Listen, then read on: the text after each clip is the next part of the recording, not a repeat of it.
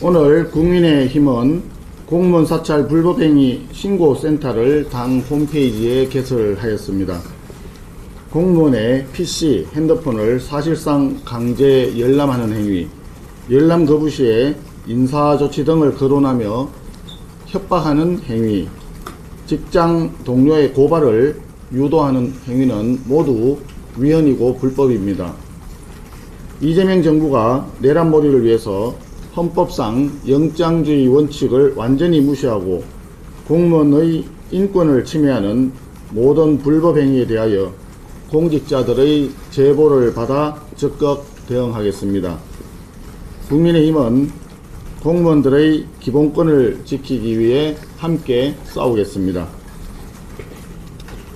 대통령 순방 관련 말씀드리겠습니다. 대통령이 UAE, 이집트, 남아공, 튀르키예 등 4개국 순방길에 올랐습니다. 7박 10일 순방이 대한민국 국익을 극대화하는 실용 외교의 길이 되기를 진심으로 기대합니다. UAE는 중동 국가 중에서 유일하게 우리나라와 특별 전략적 동반자 관계를 맺고 있는 핵심 전략 파트너입니다.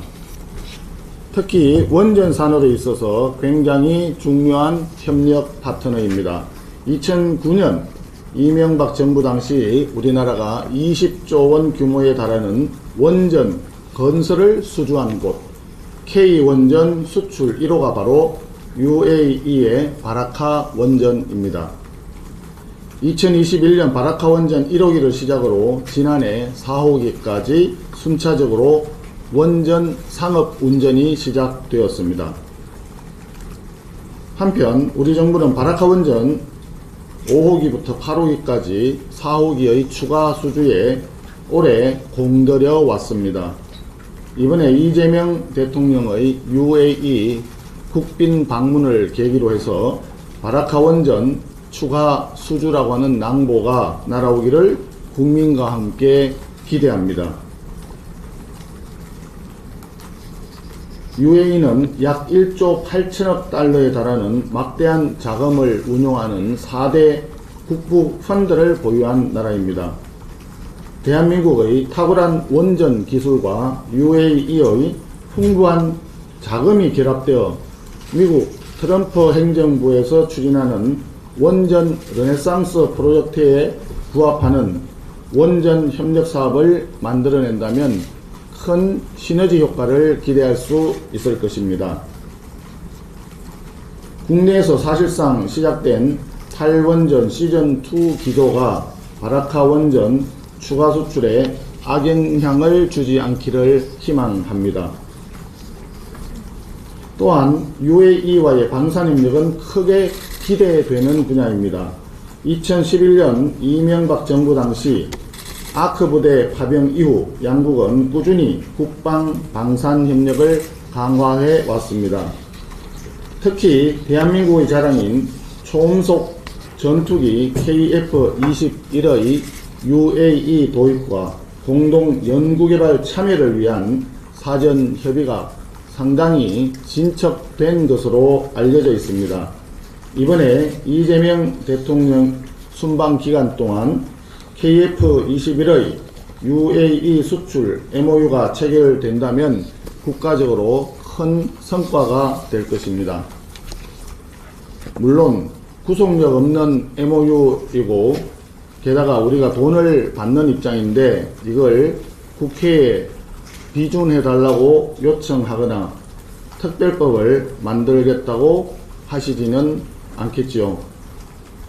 아무튼 성공을 바랍니다.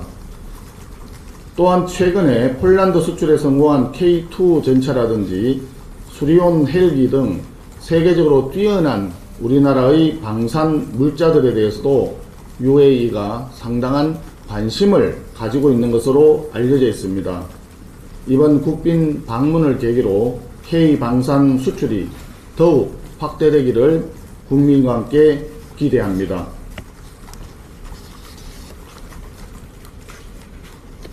이명박 정부가 수출한 바라카 원전 1호기 건설 완료 기념행사에 2018년 문재인 대통령이 직접 참석한 바 있습니다.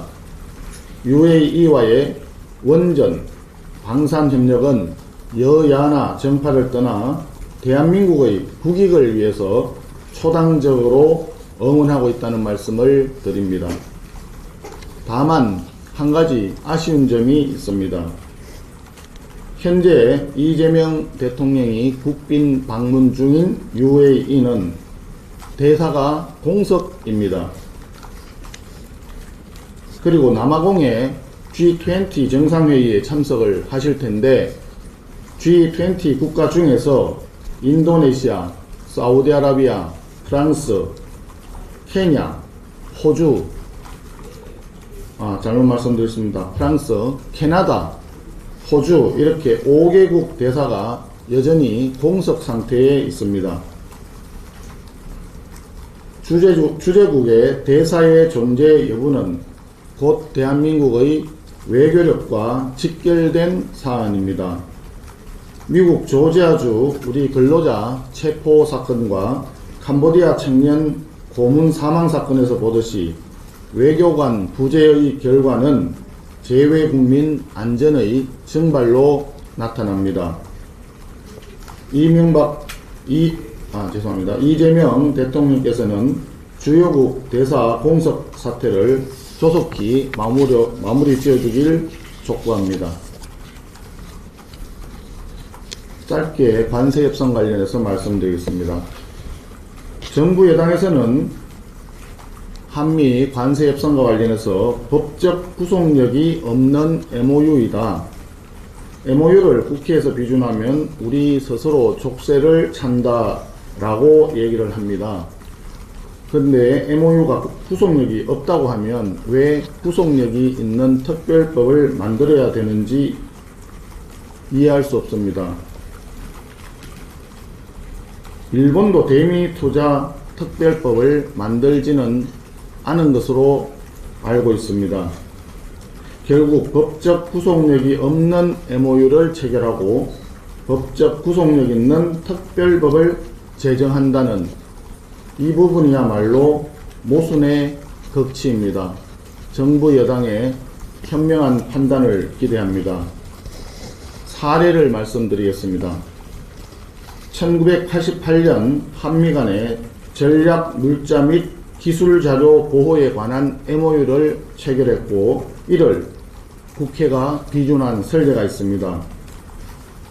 또한 조약과 협정이 아닌 남북 합의 13건도 국회에 비준을 받은 바 있습니다.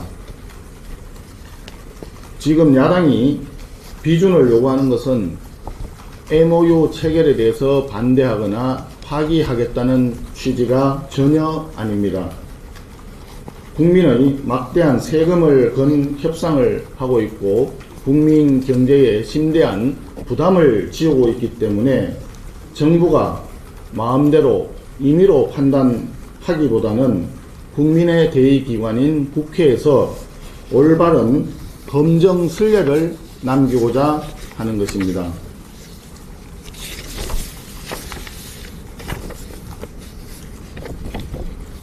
예산 관련해서 간단하게 말씀드리겠습니다. 지금 국회 예결특위 소위심사가 2026년 예산안에 대해서 본격적으로 심사가 진행 중에 있습니다. 이재명 정부 첫 예산이 포퓰리즘적 지출과 방만한 재정 운용으로 얼룩져 있는 점은 안타까운 점입니다. 국회의 철저한 검증과 조정이 꼭 필요한 사유입니다. 내년 예산 총지출 규모는 728조 원으로 전년보다 55조 원이 늘었고 국가 채무는 1415조 원을 넘게 됩니다. 그 내용에서도 지역사랑 상품권이 무려 24조 원 규모의 발행 지원이 들어갑니다. 그리고 농어촌 기본소득을 포함한 각종 현금성 사업에 막대한 혈세가 투입이 됩니다. 이재명 정부 임기 말인 2029년에는 GDP 대비 국가 채무 비율이 58%를 육박할 것으로 전망하고 있습니다. 국민의힘에서는 예산 조정 소위를 포함한 심사 전 과정에 포퓰리즘 예산을 걷어내고 국가경제의 기초 체력을 강화하는 건전재정, 성장 예산을 만들기 위해서 최선을 다하겠습니다. 아울러 예산은 우리 국가의 미래를 결정지을 중대한 사안입니다. 지난해처럼 더불어민주당이 다수 의석을 앞세워서 예산안을 일방적으로 단독 처리하는 불행한 사태가 결코 반복되어서는 안 됩니다. 여야가 반드시 책임있게 협의하여 국민의 미래를 위한 합리적인 예산을 합의에 의해서 통과시킬 것을 강력히 촉구합니다.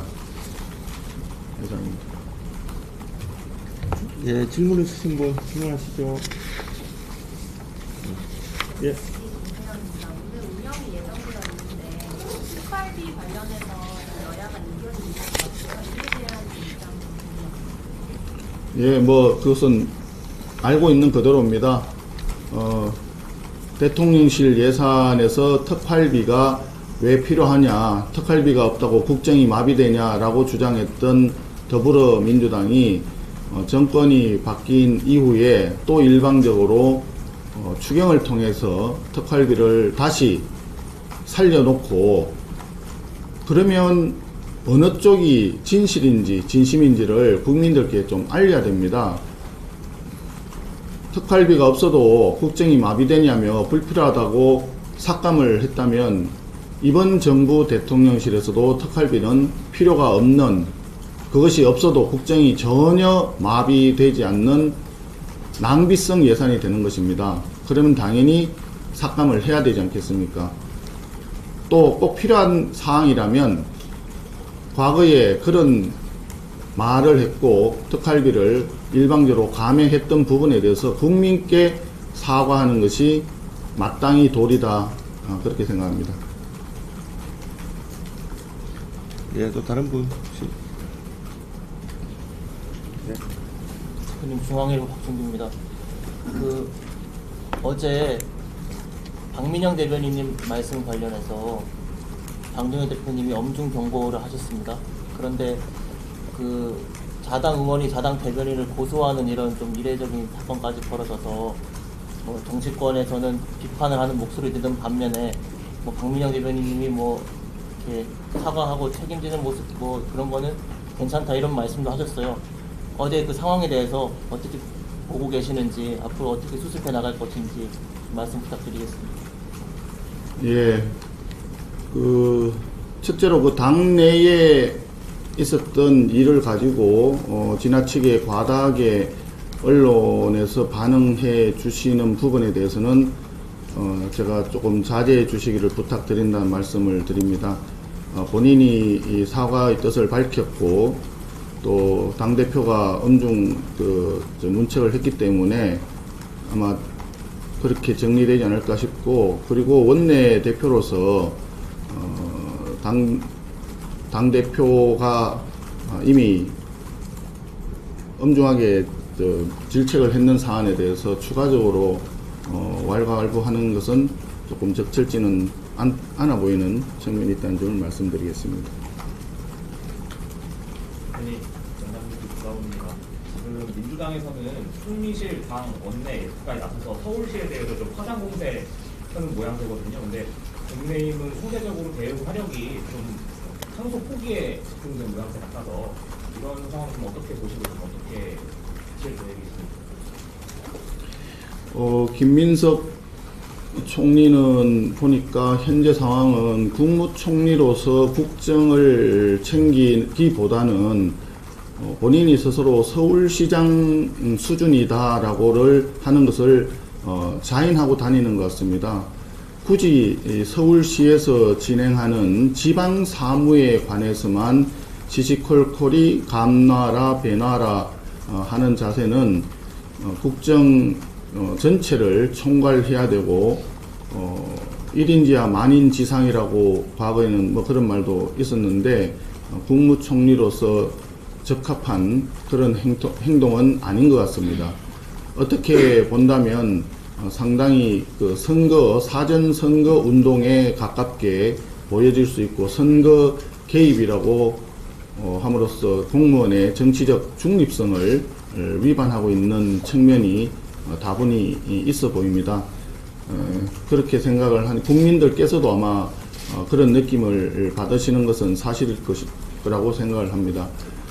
조금 말씀하신 것 중에 우리 당에서 항소 포기 쪽에 뭐 저거 하지 않느냐는 취지로 질문을 했는데, 알다시피 항소 포기 외압과 관련된 부분은 단순히 하나의 사건으로 끝나는 것이 아니라 대한민국의 헌법 가치와 기본 질서 자체를 흔드는 매우 심각한 사안이기 때문에 우리 당에서는 그 부분에 대해서 지속적으로 국민들께 호소하고 이 부분이 바로 잡아져야만 된다라고 하는 점을 강조해서 행동으로 보여드리고 있는 그런 상태다라고 하는 말씀을 드립니다. 관련해서 질문 드리고 싶은데, 이제 오늘도 그렇고 어제도 그렇고 이제 계속해서 비슷한 대회 이어가고 계신데, 이게 당에서 이제 당력을 집중하는 것에 비해서는 의원님들의 참여를 좀 상대적으로 저조한 것 같다는 생각이 들어서요. 어떻게 보시는지는 좀 이제 참여를 좀 더 독려할 생각이 있으신지 궁금합니다. 그 말씀은 조금 사실하고 부합하지 않는 것 같습니다. 굉장히 많은 의원님들이 어제와 오늘 계속해서 참석을 해 주셨고, 아시다시피 현장에 그 의원님들의 호응하는 정도가 상당히 집중력 있게 진행되고 있다 하는 말씀을 드립니다. 글쎄요, 180명 되는 더불어민주당이 집회를 한다고 해서 180명이 다 나오나요? 원래 의원총회를 하고 본회의를 할 때도 모든 의원님들이 다 참석하기는 어려운 것이 현실이기 때문에 여러 가지 일정들을 고려했을 때 지금 현재 상당히 집중도나 참석률이나 이런 부분에 있어서는 저는 나쁘지 않다고 저는 판단하고 있습니다. 네. 이어진 질문인데 항소 포기 공개 집중하시는 것과 동시에 3대 여론조사에서 여야 지지율 격차는 벌어졌는데요. 그 항소 포기 공개 집중하면 그 지지율 벌어진 거에 대해서 이유는 어떻게 하시는지 하나랑, 이 현황 관련으로 하나 여쭤보면은 오늘 북한에서 한미 샌드시티 관련해서 이게 북한에서 뭐라고? 북한에서 대결 시도 관련돼서 동의로 좀 우려를 표명하고 있는데 이거에 대해서 당이 뭐 북한에서 뭘요? 핵장성. 대결적 기도다, 핵 동의 우려가 있다 이런 식으로 의견을 핵 관련돼서 우려를 표명하고 있는 당의 입장이 있습니다. 여론조사 계속 나오고 있는 거에 일희일비하지 않습니다. 우리 당이 꼭 해야만 될 책무를 다하고 있고, 국민들께 우리 당으로서 그 정부 여당의 잘못된 점을 국민들께 충실히 알려드려야 할 책무가 있기 때문에 역할을 계속하고 있다 생각을 하고요. 두 번째 얘기한 북한에서 대결적 구도 운운한 이야기를 하는데, 글쎄요, 지금 대한민국에서 핵 추진 잠수함을 도입을 하겠다라고 하는 것은 오래 전부터 계속되어 왔던 것이고, 또 북한을 상대적으로 우호적으로 보고 있는 이재명 정부에서 성과라고 지금 하고 있는데, 그런 이야기를 하는 게 잘 이해는 솔직히 되지 않습니다. 더군다나 과거에 북한이 핵무기를 개발하고 그 다음에 ICBM을 포함을 해서 발사체를 계속 개발하고 미사일을 쏘고 했던 그런 부분들이 오히려 더 현실적이고 실질적인 대결적 구도, 그리고 대한민국에 대한 무력 도발 이런 성격인데, 그런 부분들이 더 심각한 상황 아닐까요? 언론에서는 마땅히 그런 부분에 대해서 좀 지적을 해주시고 강하게 비판을 하시는 것이 필요하지 않을까, 저는 그렇게 생각을 합니다. 어디? 네. 아까 정인영 선생님 발언 관련해가지고 지나치게 바람에 어우러진 관련이나 공감이다, 좀 자세히 이렇게 말씀하셨는데 어느 부분이 언론에서 지나치게 바람이 어우러진지 그런 부분. 제가 더 이상 부연 설명하는 것 자체가 마치 우리 당 내의 내분이 심각한 것처럼 비춰지기 때문에 이런 부분에 대해서 제가 조심해야 된다는 취지로 말씀을 드린 것이고요. 더 이상 뭐 거기에 대해서는 별다른 설명이 필요 없을 것으로 생각합니다. 유기오늘의 주요는 기자입니다.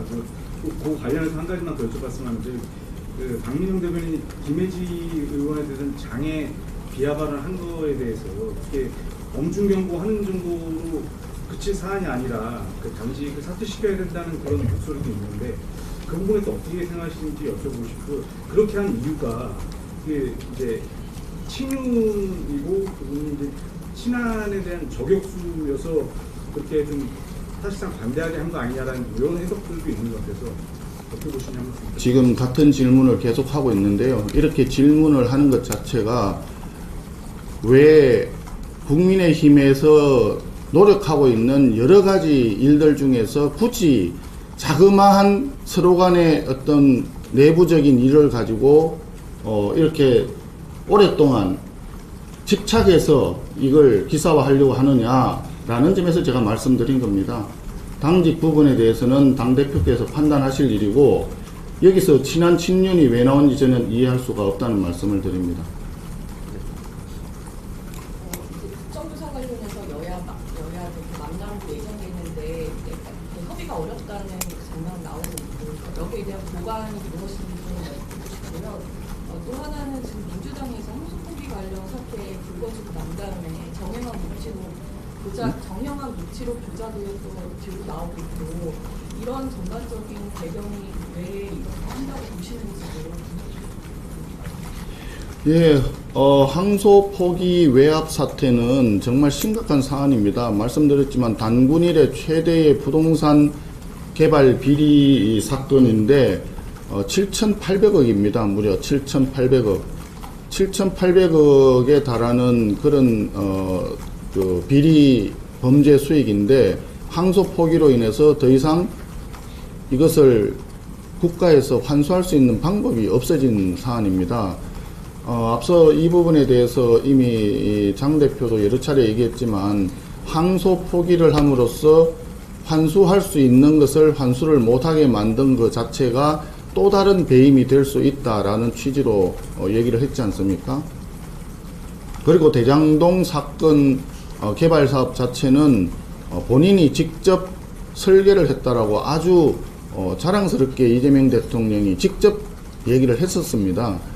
그렇기 때문에 대통령이 되고 난 뒤에 이 부분이 항소 포기 외압으로 흘러간 부분에 대해서 심각하게 바라보고 있다 하는 점을 말씀을 드리고요. 지금 녹취록 얘기를 하셨는데, 녹취록 조작이라고까지 하는 것은 논점을 흐리기 위한 아마 그런 주장인 것으로 보여집니다. 필요하다면 뭐 저는 직접적으로 지금 알고 있지는 못합니다만은 그 성함이 백무식이었죠. 백광현, 예, 백광현 씨가 이제 그 녹취록을 틀었는데, 필요하다면 전부 다 혹시 할 수 있는지를 우리 존경하는 언론인 여러분들께서 한번 접촉해 보시면 충분히 알 수 있지 않을까.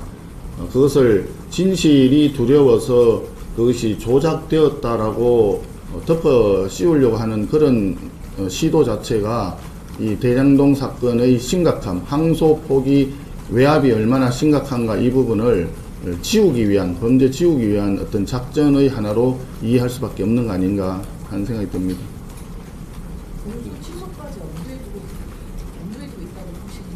공소 취소는 아마도 시도를 할 가능성이 매우 많습니다. 배임죄를 지금 폐지하겠다는 것과 공소 취소, 그리고 대법원 대법관 증언이라든지 그다음 헌법소원을, 대법원 판결까지 헌법소원을 인정하겠다라고 하는 이런 일련의 과정들이 모두 다 하나의 6종 세트 중에 하나다. 저희들은 그렇게 보고 있습니다. 그 다음 국정조사 얘기했는데, 국정조사는 계속 얘기했지만 더불어민주당 내에서 의견이 좀 이렇게 정리가 되어야 될 것입니다. 처음부터 말씀드렸지만 더불어민주당 쪽에서는 국정조사 특위를 우리가 구성하자라고 했지만 별도의 특위가 필요 없이 법사위에서 그냥 하면 되는 거 아니냐 이런 또 얘기가 내부적으로 있는 것은 사실인 것 같습니다.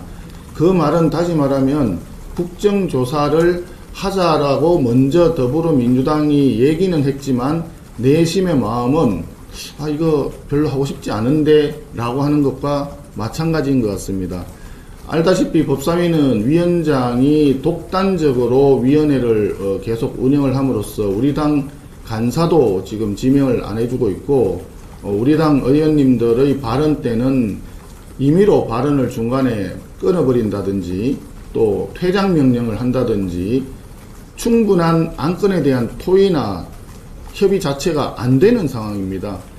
그런데다가 국정조사를 맡긴다면 결국은 지금 현재 법무부 장관과 관련되는 검사 대검 간부들 이렇게 나와서 현안 질의하는 것과 뭐 대동소이하고 별로 달라질 일이 없을 거라고 보여집니다.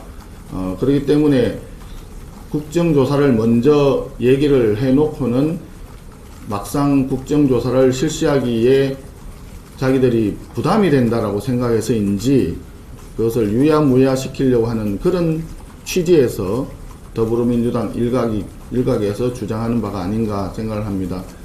그렇지만 이 전체 과정에서 본다면 더불어민주당에서도 결국은 국정조사 특위를 구성을 해서 이 문제를 정면 돌파해야만이 상황이 정리가 될 것이다. 이런 점을 아마 더불어민주당이 누구보다도 더 잘 이해를 하고 있다고 보기 때문에 또다시 이제 소통을 해서 이 문제를 해결하도록 그렇게 하겠습니다. 됐죠? 네, 교수님, 예, 마무리 하겠습니다. 저 뒤에 질문 다 했잖아. 이어진 질문인데, 민주당에서는 이 국정조사에 대해서 법사위 차원에서 단독 강행 처리를 할 수도 있다 이런 이야기가 지금 나오는데, 이렇게 강행을 한다고 했을 때 어떻게 대응할 수 있을지 항상 저지할 수 있는 방법이 없는 건 아닌지. 네, 뭐 그렇게 질문하시면은 현실적으로 동물국회가 아닌 이상 저희들이 막을 수 있는 방법은 없겠지요. 그러나 그것을 국정조사라고 인식할 국민은 한 분도 안 계실 거라고 생각을 합니다. 국민들께서 동의하시고 국민들께서 인정하지 않는 한 국정조사는 이루어지지 않은 것이고, 결국은 대장동 사건의 최종적인 몸통이 누구이다, 누구를 위해서 법무부 장관과 차관이 그런 발언을 통해서 국정 항소 포기 외압이라고 하는 이 사태를 만들었느냐라고 하는 것이 오히려 점점 더 또렷해질 뿐이다 라고 하는 점을 분명히 말씀드립니다. 됐죠? 예, 마무리하겠습니다. 아까 다 했잖아. 또 뭘 해.